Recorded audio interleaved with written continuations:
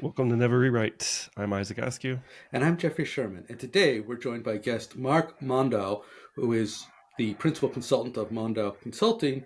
And he comes from the question of rewrites from a product-oriented background. And so we are excited to have him on to get a different perspective on the same problem. Mark, do you want to start by introducing yourself? Yes, hi everybody. Mark, great to be on.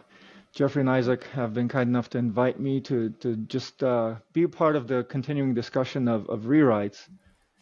And a lot of the content I've noticed is from an engineering perspective. I come sort of from the half world of business, half engineering. That's known as product. And I have the unenviable job oftentimes of bridging those two worlds. So I'd love to lend some of that business perspective. I've been doing this for about a decade. Before that, business analysis, and I actually come from a research background. So it's technical in a different way. But pleased to be here. I'm curious. So most of my experience, the idea of we should do a rewrite bubbles up from tech. Has that been where it comes from you, or do you often see from the product side, product people like, we should just rewrite this thing? I do. As with a lot of things, I'm of two minds about this. So I see it coming potentially from one of both sides, but for different reasons. So correct me if I'm wrong. So from an engineering perspective is, you got spaghetti code. You're sick and tired of fixing other people's, awful code and structures, and you wouldn't have picked that framework, right? And oftentimes there's an architect of some sort that says, hey, there's a much better, cleaner way to do this. We can start fresh, and it's going to be faster. It's going to be prettier. It's going to be better. Greater ROI, right? They try to throw in some business terms to really sell it at that point. And we'll make back all the cost. Exactly, right. And it's going to be quick. It's not even going to take that long. And here's why, right? Yeah. So now from the business perspective, you got an executive that's tired of being stuck in this loop. Like, why can't you just make this one change? Like, why does it take 2 weeks? Why does it take a month? Why can we not ABC, right? So they're looking for bold new direction, right? They want to put their mark on kind of a bold change, a pivot, of some sort, because everyone's trying to make a name for themselves. And I find that's something that's both come up. Yeah, go ahead. The idea that executives say yes to rewrites because they want to make a bold mark is something that's come up. It was one of the critical things we saw in the Sonos disaster. Yeah. Oh yeah. Oh, the courage. Yeah, the $600 million, the $600 million release. Yeah. Yeah. The executives were like, we are bold and we have the courage to go forward with this, and the developers were saying, don't do it, stop. Yeah, and honestly, that's worked for companies in the past for specific reasons that we can get into. But like Facebook, famously 13 years ago, tried HTML5. It didn't work. That was a full rewrite of a limited system, but a very important system, the front end. And then they said, no, we're going native, another rewrite. Right. So that's all in, because at that point, they didn't have any good legacy code to go back to. So they were struggling through HTML5 until they launched the native app on iOS, followed by Android. And that actually ended up working for them. And there were lots of sort of mitigating circumstances that they had to then make up for that were expensive, but in the end also paid off. So it's kind of a fascinating case study. I have a little write-up on it that I can share afterwards. Love to read that, because that's an interesting counterpoint. Yeah. But I think you nailed the one of the things is it took them a long time and it's expensive. Yeah, I bet you they weren't expecting it to take as long as it did, especially the sort of the second order effects. So, and I guess that's one other kind of call out too. We've discussed in the past too, like this can be a disaster for a lot of startups. Even 13 years ago, Facebook still had a lot of money. So depending on the case, you might be able to save yourself by throwing a lot of money at the problem. It might be one of those cases where, it was just good for them to actually have that kind of money. But a lot of other places, maybe that decision would have just killed the company. Yeah, and I think they spent more on it than they let on. I think it was right around Mm. IPO time, so I don't know if all those costs are disclosed, but I, Well, I can't imagine it was anything less than just tens of millions, if not more, just I think because of it'd the be scope. So, yeah. Well, famously, it's Facebook bought Instagram at that time for $1 billion, exactly. and one of the reasons they bought it was they couldn't update their systems to compete with it. Yeah, so the Instagram was interesting because they had less than a dozen people, right? And yet they were growing Mhm. at a Right. ridiculous clip. And it was, I think, something like 30 million people in that range that they were growing to. And the offer was $1 billion. I think it ended up being less because the Facebook shares tanked for a short period of time after, they recovered afterwards. But it was all kind of within a year, right, of each other. So I Hmm. think what Hmm. happened was this. This is my theory. They did a rewrite. It was essentially a code freeze for at least a year, especially on that first one. And they couldn't provide new functionality. They were sort of backtracking, treading water, right? In the meantime, that left the door open for competition. So it could have been Google, it could have been, LinkedIn maybe, right? It could have been sort of, any number of, because social media was kind of like the thing everyone was trying to do back then. And it was, Hmm. Instagram of all MySpace could have things. come It was, back. yeah, MySpace could have come back, Friendster, right? But Friendster. but it was Instagram. It was just like it kind of came out of nowhere. And Hmm.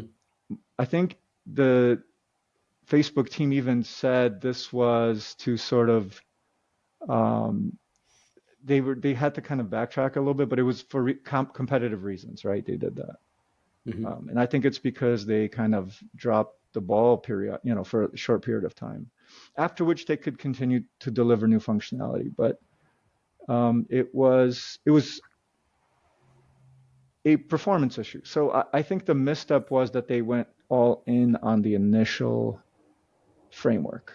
What they could have done is they could have, tested, right? They could have released it to a limited Hmm. audience. They could have um, done a non-full production version of it. They could have done like a quick and dirty test to see, hey, how quickly do these things load?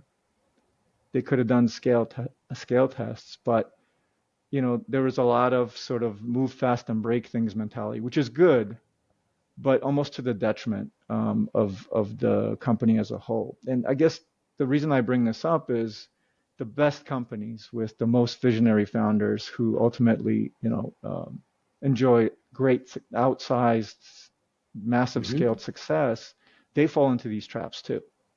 And so a lot of companies have this idea, okay, let's start clean, let's start fresh. And I wouldn't say never. So this is maybe where we part ways. Sometimes it's a good idea in a limited scale, but almost always it fails. And in fact, the stats are on the first try, 9 out of 10 companies fail a big rewrite. It's like dire stats. It's pretty amazing why people still try, but they're like, well, we're special. Here's why We're we'll do it special. better. Yeah. Yeah. Here's why we'll do it We've got better. a couple of reasons that are reasonable to do rewrites in our backlog of history. It's a pretty short list. It's the technology that you're working on is no longer viable. So Khan Yeah. Academy had this where they were on Python and the Google Cloud, and Google's like you have to get off Python 2, Hmm. Mhm. and so they It was a had to. hard requirement, so they It was had a to hard upgrade. requirement. Yeah, and a Yeah, and couple of so them, and even still, honestly, theirs was brutal. Yeah. Yeah. and that's a great reason to do it, but now your back's to the wall. Like you knew, Right. Python 2 was coming to an end. And I've been in those rooms where, hey, we got, a bunch of tech that we should do this, but it's like priority 3, whereas we have Mm-hmm. 1, 2, 3, 4, 5, 6 things to do that are priority 8. you cannot justify a priority 3 with a priority 8, right? So you have to reframe it. And the game was lost when you completely deprioritized the tech debt work. And the fix is sometimes seen as, well, we have to do this, as opposed to, okay, how quickly can we ramp up all the stuff we should have been doing, from the beginning. Mm-hmm. Mm-hmm. That's never really the rewrite phrase. We always say it depends for things, but the never rewrite, I think it's always safer from this perspective. The 9 out of 10 stat you gave essentially is like, always start from the never, and then make your argument back from the never. If you have a strong case, sure, let's argue it out. Right. Instead of the other given way. the 90, Let's just do it. If we had a wishy-washy title. We have a 10% chance of success. I don't want a wishy-washy title. But we have 10% chance of success. Talk me out of why we should do it, why we should not do this. It's like, no, that's backwards. Right. It's like we have a 90% chance of failure. Talk me into why we should do it. Like, there should be specific reasons why we're doing it, not reasons why we shouldn't. Exactly. But I mean, people buy lottery tickets. That's like a 1 in 60 million chance. They could win. Somebody's going to win. Somebody's going to win. That's true. It's going to be Facebook, Yeah, it's going to be Facebook. At the end of the day, or the scammers on Facebook. Yeah. They will get the money from you, even if you want. So going back to where we started with the ideas coming, the idea of a rewrite coming from tech, what have you said you sometimes see it coming from the other way, where product is pushing the rewrite. What does that look like? Yeah, I don't know if product would ever push the rewrite. In my experience, it's always like the leadership, Okay. Or one convinces the other, but generally speaking, those were kind of the ways of thinking. Like the engineers, unless they're like engineering leaders, there's a lot of dynamics to this. But if you're talking straight business versus straight engineering, one kind of has to touch on the points of the other's perspective. So why would a business leader kind of sign off on that? I think they realize that engineering's really struggling with digging themselves out of the current engineering stack, right? Because it's not like the first time they're hearing about it. For example, one of the companies I was with, they did a lot of containerization, and it was, it's always a monolith in this day and age, right? That you're struggling with. So there was a lot of kind of redundancy, containerizing, trying to scale it such that it can handle more users. One of the big issues is just the update cycle. It's often like we just can't release this fast enough. The testing takes forever. It's manual. Just the sheer release of it. So what then happens is what I consider the cardinal sin of modernization, which is code freeze of the main system, of the legacy system. So tell me your experience with that, and then I'll kind of give you mine. So we are writing a book, The Rewrite Trap, and that the code freeze is one of the cardinal sins that we call out for rewrites, is the idea that at some point you're never going to finish the rewrite unless you freeze the current code. And as soon as you freeze the current code, it's a disaster. Going back to the episode we had with Khan Academy, they had to do a freeze to do their rewrite.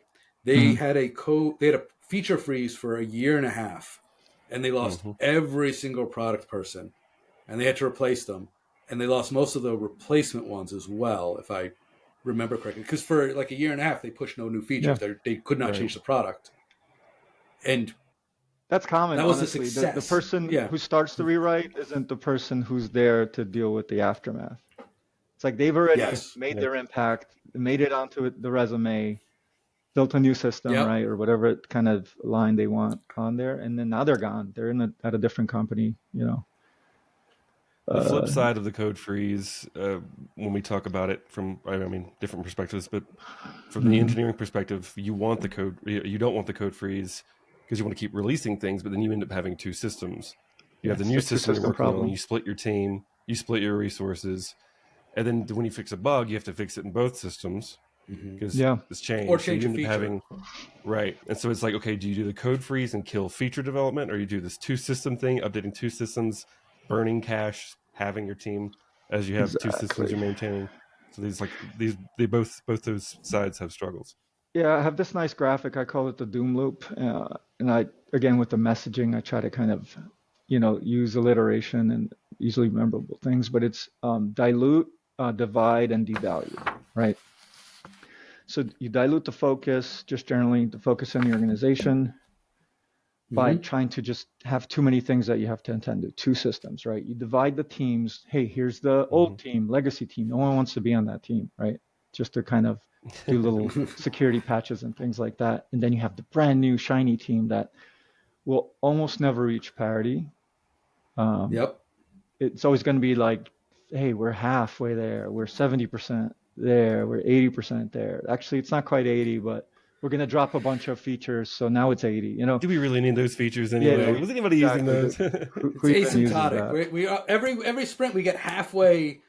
We get through half of the remaining work. Meanwhile, like one customer represents 80% of the business is absolutely using that feature, right? And then you're like, oh, I guess we got to bring it back.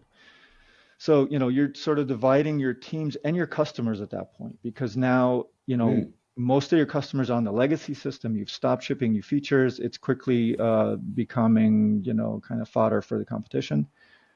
And you do this long enough, you're going to start to have valuable customers, longtime customers defect.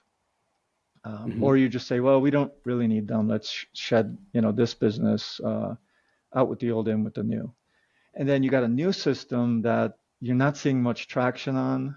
You try to track it, but you probably didn't set up your tools that well. You have a generic tracker, right, on the new system, and you're not really tracking the KPIs that you really need to. Oftentimes, not to get sort of too, basic on this, but it's really it comes down to like your mission, your vision, your strategy, all those kind of things that half the companies don't even do. There's a lot of stats on that.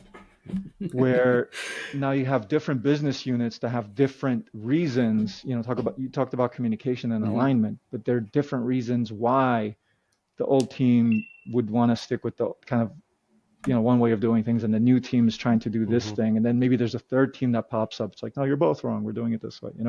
So now you have a lot of just division, and now you're paying like for 2 or 3 sets of things, but you're not making 2 or 3x the revenue. And now it's becoming really painful. So the whole thing's devalued. Now you go to this third D of the doom loop. You devalue the product and you devalue your brand, because now you're not known to be, delivering on what you say you do. Small side question, because one thing that we've talked about with where you get this, you're recreating the original system, which means that you're often recreating all the things that the customers hated about the original system. And the longer it goes on, the greater the temptation is, we're going to improve all the things. We're going to fix all the things that the customers hate. And so the new system, in addition to exploding just because it's bigger than you thought it was, get all these new features and all this stuff. And you eventually, from my experience, you eventually get it in front of the customer and they hate it because you spent like a year off in the wilderness without actually getting any customer feedback. Is that been your experience too from the product side? Yeah, in every case. It's kind of amazing. I've done this at the startup level. I've done this at the middle market level and the publicly traded level. And it's funny how the core anti-pattern shows up in each of those, even though the details and the specifics are different, the teams are different, kind of the mix of like who's driving it is different. But it's always that, there's always some kind of code freeze where it goes wrong. There's always like the customers hate it because it's missing A, B, or C.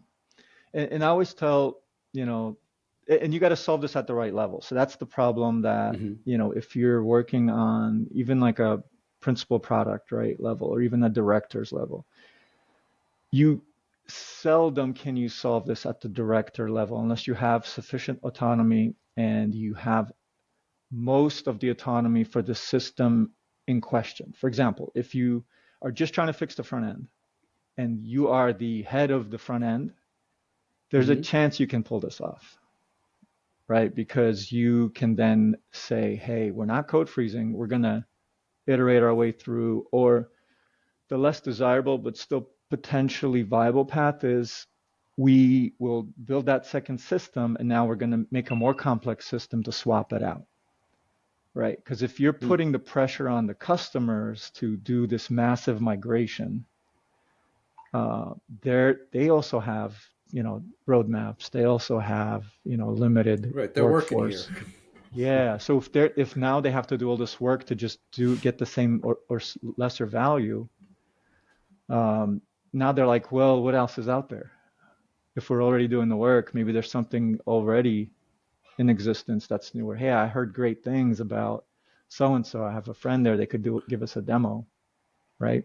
So you got to make it like stupid easy for your customers to just flip a toggle or not even do anything. It's like, oh, this is new. What's going on here? And then you come in and say, hey, actually nothing's changed. It just looks shiny, but it's going to be 50% faster, right? But your system will get more complex during the shift if you insist on kind of a Big Bang like approach. You have to take the pressure of the switch off the customer. It's a mitigation. It's not a first. Wouldn't be my recommendation. But a lot of companies find themselves in that position. Hey, we've been doing this for 3 or 4 years. Should we just abandon it? It'd be sunk cost, So that's a tough kind of ROI decision. This is reminding me of it was like a Blue Sky post Jeffrey that you found a while back where this guy was like, "Don't rewrite, rebuild," and we were laughing about all these refactor, rebuild, rewrite, and how they're so similar. But his argument was that rebuilding, in his case, was like redefining what you're actually building to begin with. Like, what if you built company A? You want to rewrite it, so to speak, to do other things, but do you need to do the same things you were doing when you began the company 10 years ago? Is there a new direction people are going towards where 50% of what you built is actually useful, but now you're going to actually kind of pivot? So you're not rewriting what you currently have. You're taking pieces of it and actually literally building a new company that's slightly different because this is the new direction. And what's funny about that is reframing. It's all the stuff that you probably should be doing. It's kind of like cleaning out your garage, right? When you should be like pruning all the old stuff, you just kind of dump it in the garage. But when you move, it's like, oh crap, we got to dump half or most of this stuff, and then you give it to Goodwill or wherever, right? Or just the trash bin. So that's kind of what happens with the rewrite. Yeah. The analogy with the rewrite, which I don't know if we've used it on the show, but I've done the moving analogy where it's like, oh, well, you start off, you're packing stuff, it's all nice and packed wonderfully, and then by the end, you're throwing everything into boxes, and you're like, I don't even know if I need any of this stuff. I'm going to pack it. I'm going to pay to move it. I'm going to pay to unpack it. And then I'm going to figure out and then you throw away stuff on the other end. And if you've ever moved, I'm sure you unpack something like, why did I not throw this away? The last 10 boxes are a miscellaneous box. You just absolutely. This analogy works so well in both moving and software because I've done a fair bit of like modernization to backends. And at some point, you're just wrapping old calls in new call structure, right? And it's like, it's not even, it's actually slower now because you're wrapping it and it's not doing anything new, but now you're just chasing that parity and you're still not delivering. Because, if it took you 7 years to build this system and presumably you haven't wasted any cycles, commercial kind of build, right? You haven't, you've been productive, right? So all those bugs, all those like little features and things, all those refinements, all the refactoring took time, right? So how long is this going to take to rebuild? If you think 1/10 of that time, that's probably ambitious. Maybe half, but it's not going to take you a year. It's going to be years and years and years and years. So it's the sort of, I don't know what the name for it is, but it's kind of complexity bias, right? You think that like, hey, the cleaner system is going to be so much cleaner, but unless just you have a Yeah. mental map of the entire architecture because you've been there from the beginning, and you can rewrite it little piece at a time or meaningful piece at a time in your spare time while you're still doing your full-time work, it's not going to work. And that can't even describe 1/10 of the situations where this comes up. So, Right. To use the word that you Sisyphean were task, right? using, the devalue. Anybody proposing a rewrite has devalued all the work that went into the original system, mostly Absolutely. because they have no idea what it was. And the brand, because now you've signaled, hey, we're abandoning this. This is stale product. Yeah. Not only has it not really been performing well for you recently, we're just abandoning ship, right? But we're not cutting costs because we still have to support it because we still got all you fine people on there. Mm-hmm. But this is no longer worth investing in. It's just bad messaging at that point as well. So it's a brand devalue. That's interesting. Okay, Yeah. so what do you recommend, or how do you head off Right. this So what do disaster? we do? How do we do this better? So the approach that I have is kind of a 5-step approach. I call it the peak fix. So if it's the doom loop, the value of doom, then the sort of the visual opposite of that is you ascend to something better. So that's a peak. And it's really a fix. It's not a rewrite, right? You're fixing. Mm-hmm. Software is forever, a thing you keep working on. There's always security challenges. It's always kind of this arms race of hackers versus your security experts. And there's a way where a lot of the security apparatus goes amok, where it actually gets in the way, right? A lot of times of kind of Mm-hmm. continued progress, but it's a Mm-hmm. 5-step approach. So the first one is understanding where you're at, like a realistic picture of where we're at. So I use the doom loop is D's. So the peak fix approach is A's. It's attend, right, to your ROI. What's the return on investment of this work? Like, how long is it really going to take? And if you've already been working on it for a while, you have some data, right? Like, hey, it's taken Mm-hmm. us 2 years. How far did we get in the best case scenario? And if you're saying, hey, we're like 20% there, well, strap in Oof. because this is going to take you a decade at best because you still haven't addressed the switching, right? The custom migration aspect of it. You're just saying, hey, Mm-hmm. we're going to Mm-hmm. have our, MVP, right? Our system ready to test in the wild after a decade of investment. Is that what you really want, right? Mm-hmm. And it's really a risk mitigation approach. So I use the terms risk review because like what's the opportunity risk of you doing this instead of some alternative? Right. So it's kind of a diagnostic, right? And it fits into the consulting world Yeah. pretty well because it's sort of a low risk way to kind of engage a company.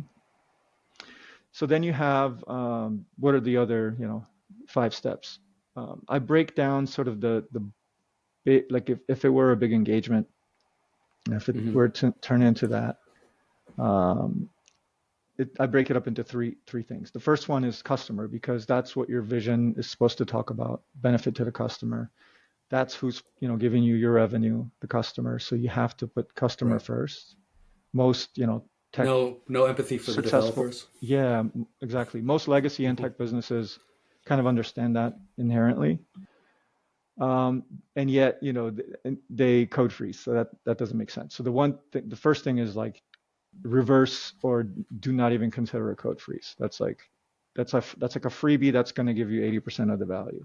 But strangely enough, even if you tell companies that, like there's a whole lot of work that has to happen up and down the organization to message that and to meet with teams and to really make them understand that they shouldn't do this because there's always going to be some VP that's got a lot of sway that's going to be like, hey, we're doing this because we got to what's the alternative, right? So all these things we've been talking about right now.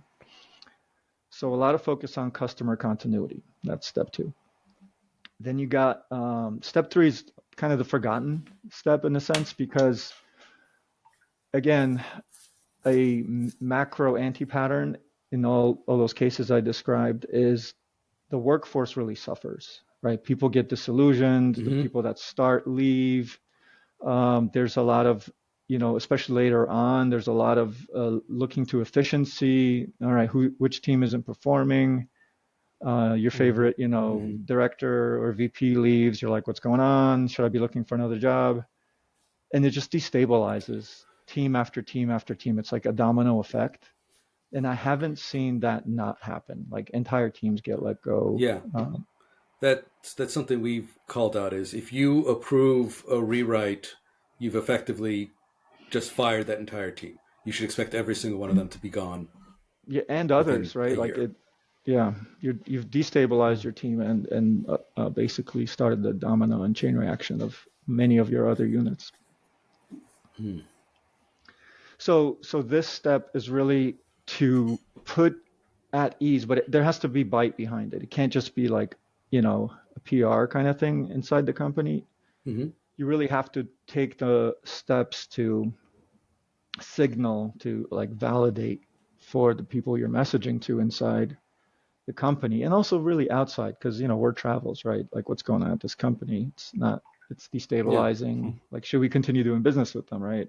Or like limit our engagement scope. So there's that. Yeah, if this is a piece of critical infrastructure, chaos inside of a company can be like, oh, well, they might be going down. We better start looking for an alternative. Yeah.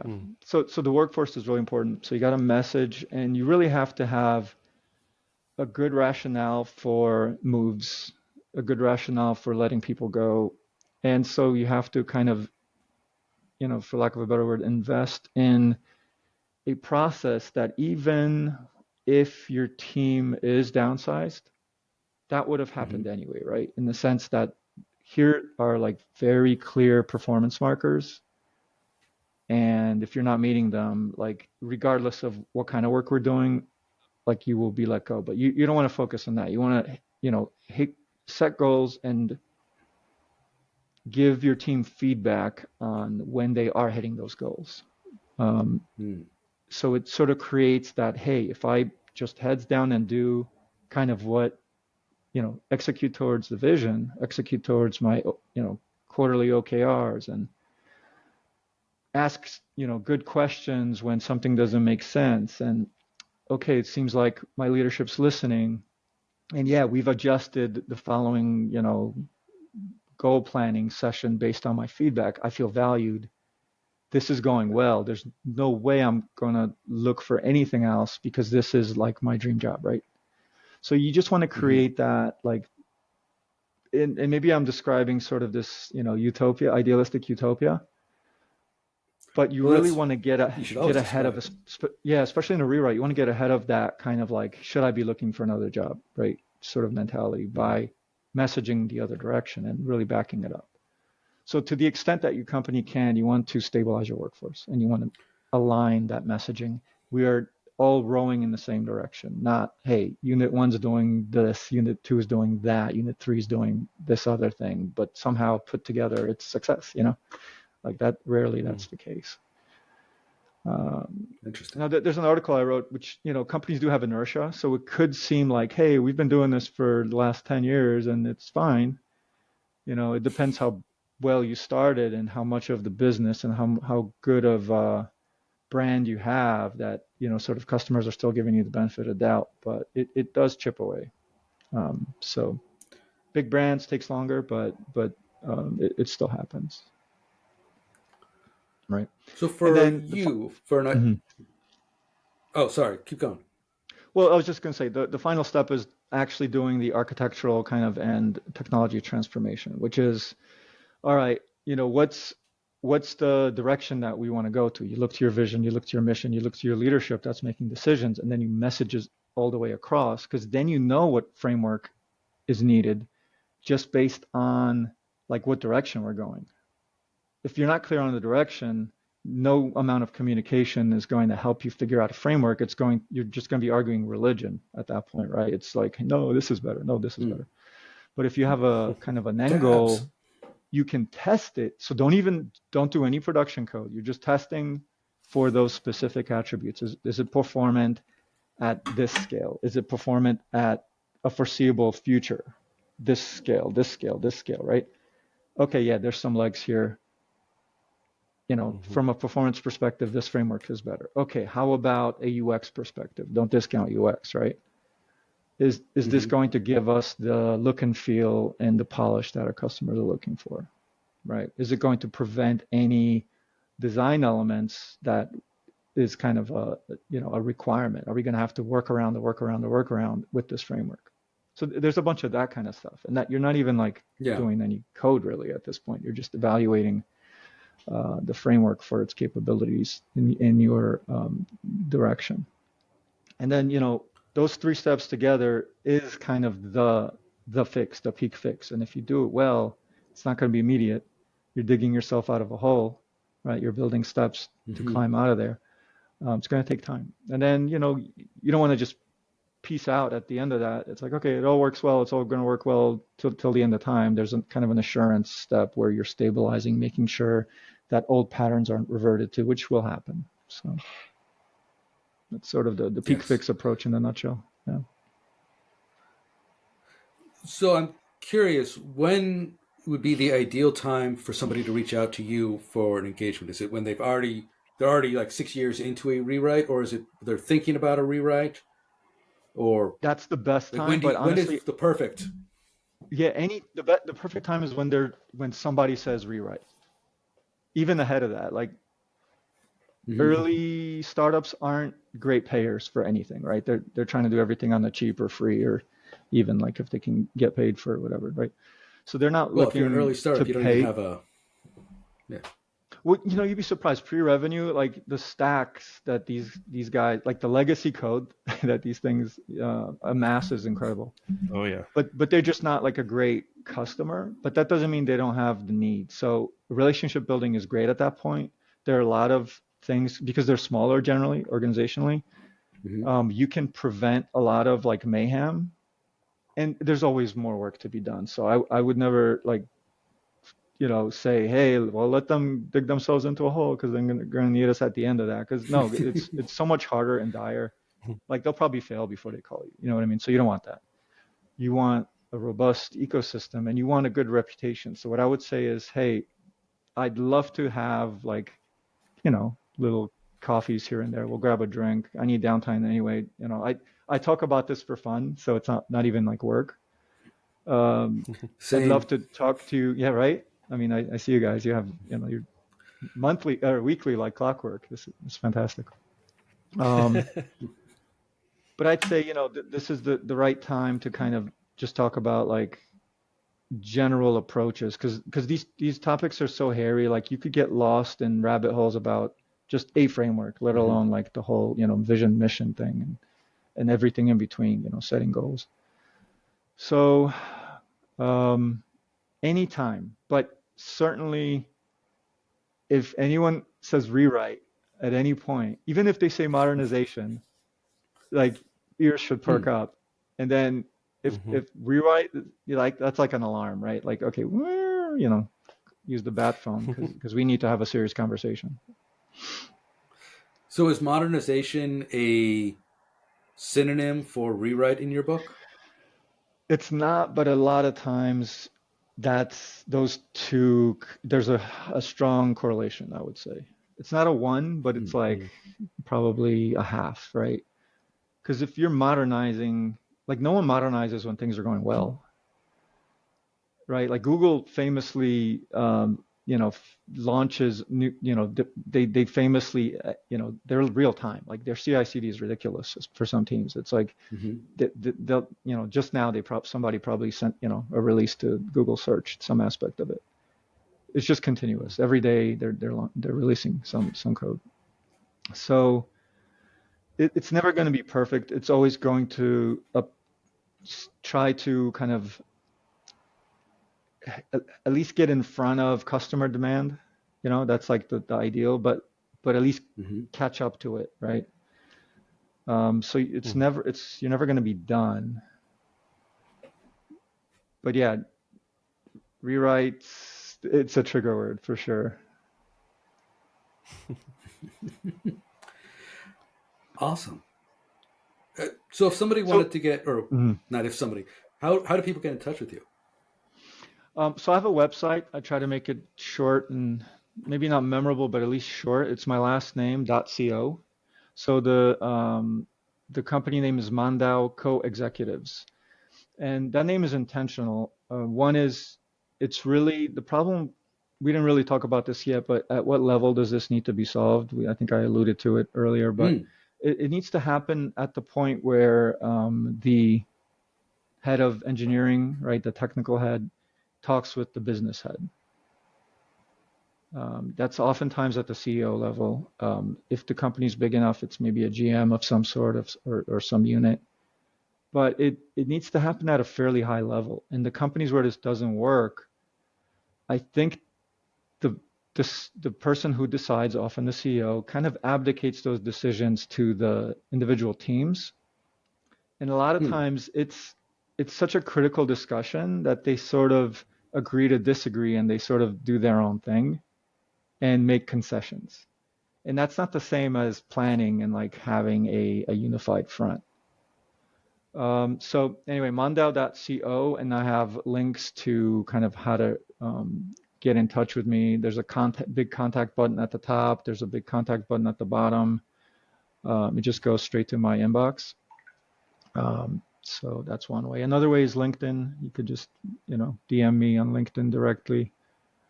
Same Mark Mandau. Yeah, I'm Awesome. pretty easy to Thank you so get much. in touch with. Yeah. So, before we finish, I'd love to kind of Yeah. hear, because you guys heard all about sort of my approach, but what would you say is the difficulty or maybe like perceptual gap in approaching this topic with the business side of the house? So, what kinds of things do you hear? Like, you're saying, hey, never rewrite. And they're like, but here's why we are going to. Because there are some legitimate cases, and I feel like we can kind of briefly go through some of those.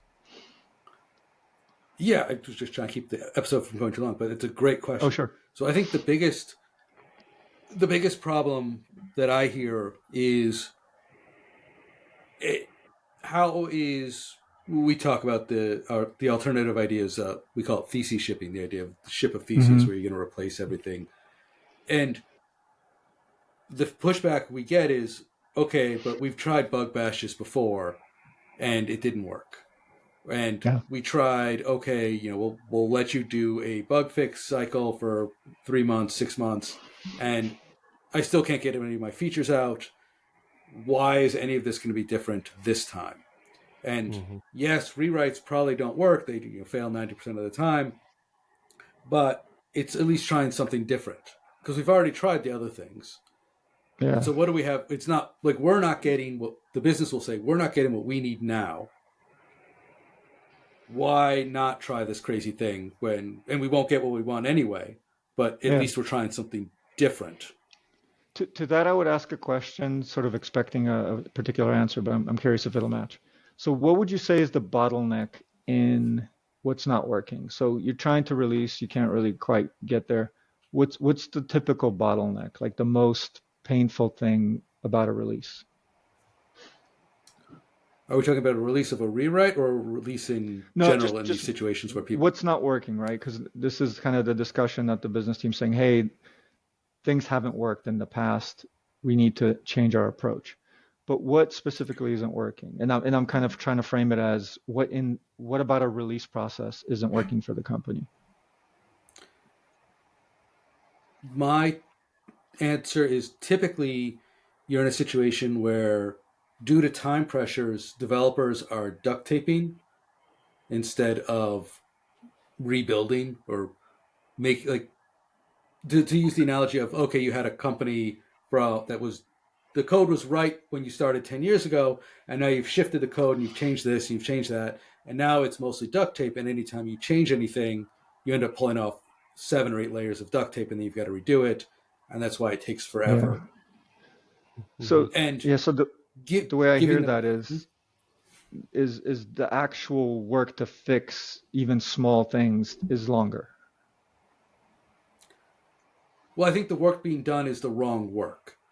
To go with the analogy of, I don't want you to fix things. I want you to make the code run for the things that we want to do today. So Whereas it's an evolved code base. so why would a business executive care about the code? I don't think the business this is the answer to why. What are we going to do differently, and why is it going to work, or why doesn't it work? Just saying, hey, I'm going to give you 6 months to go fix the bugs, and nothing really improves because So fixing the there's just a bugs and general sense of things aren't working. I guess the reason I ask this is from a business perspective, like the business executives could have some sympathy for like code, and in my experience that's not their priority. They might like care a little, right? But they generally don't. It's like when they ask for a change or for a functionality, and you're telling them it's going to be like way longer than it has in the past, because like they've been there 5-10 years, right? Maybe. So like, hey, this used to take like, my guy used to do this like in an afternoon. Why are you telling me it's 2 weeks now, right? Maybe there's something wrong with the code. Maybe it's too busy. Like maybe there's too many things that we don't need in there. Let's start fresh, right? That's kind of the logic. And although a lot of that's true, I think it's just the timelines are stretched out, and the result is they're getting a sense from you that it's a workaround. It's not ideal. It's like, hey, this is, and then like there's another change and something else breaks that was unintended, right? So now you're doing a lot of QAing, and QA is messing things, but it's also taking long. So to me, it's like lengthened timelines, time to money, right? Time to functionality, time to money. So I think that's what they care about, and it's that's fair.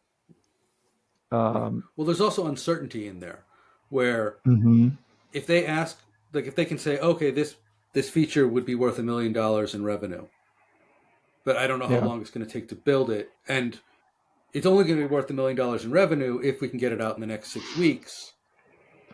And if we can't get it out for 6 months, it'll only be worth $500,000 in revenue. And so suddenly it becomes this, they're playing our, what do I actually believe is going to happen? Yeah. If I can get it in 6 weeks, it's worth it. If I can get it in 6 months, it's not worth it. And if I get it in a year, I don't even care anymore. Right. Right. And if you get a lot of those kinds of long estimates, then that's when it starts to break. But by then there's so many things wrong that they want to just fix it, right? But there's really, like we discussed, there's no shortcut to that. You cannot shortcut that process. So the system that I would really focus on to put in the resources to fix is the testing process and the release pipeline, which is, testing is a part of that. So a lot of testing automation, that's really a pain point though, because testing automation takes a long time and it's kind of brittle a lot of times, right? And we didn't even talk about AI, how that can be sort of in the loop of like, shortening that development process. But it's those timelines. And I think if we can demonstrate that the realistic timeline for a rewrite isn't shorter, it's longer, then the deep, work that needs to be done, the peak fix, right? It becomes a viable path. And that sort of reframes the conversation. But that's by then you're in such a hole, like framing wise, that it becomes hard. So that's interesting. Yeah. Okay. Good data point. Thanks, guys. There was someone, I forget who said this, but he said what you need is many much smaller steps. And he had this whole long discussion of, people think, oh, well, if a rewrite is 10 steps, like a size 10, and somebody says, oh, no, I'm going to iteratively replace this thing, and it's going to be 10 steps of size 1. An executive might hear that and say, oh, well, they're both 10. It's the same thing. It's like, no. Yeah. A giant step is so much harder and so much riskier, and so much more likely to fail. Yeah, it's unnecessary risk, and it's the kind of the unknown. Absolutely. Yeah. Well, guys, this was I've got a lot more of this. Yeah, I've got a lot more to say on this too. I would love to have you back for a part 2. I know we're kind of coming up on time Absolutely. here. Yeah. There's a different answer I was going to give about, like, for example, why to rewrite. One of them, the Nozomi project that Jeffrey and I worked on, was essentially like our old code was not sending emails fast enough, and there was a bunch of fixes to make it send faster. But at some point, we're like, is this an architectural overhaul? So I'd love to get into conversations like that if you would like to come back on and like keep Absolutely. diving into like this battle between executives and products and tech, Right. because there's Well, a it lot more sounds to great at tease the out high here, but I level, think we're right up on but yeah, time. you grounded into that kind of example, and now there's some real decisions to be made, right? That aren't as obvious at the higher level. So I'd love to dive into Yeah, that would be a those great. case studies and scenarios. Yeah, because the business wanted faster, and the developers hated the code, and so they tried to marry it with a rewrite of it'll be faster because the code will be good. So let's Yeah. touch into that one next time, because I have Yes. to Yeah. close off It here. sounds like fun. Yeah. Oh, well, yeah. We're coming up on an hour. Awesome. Thank you Oh so my. much, Mark. Yeah. And I'm Jeffrey Sherman. I'm Isaac Askew, and this is Never Rewrite.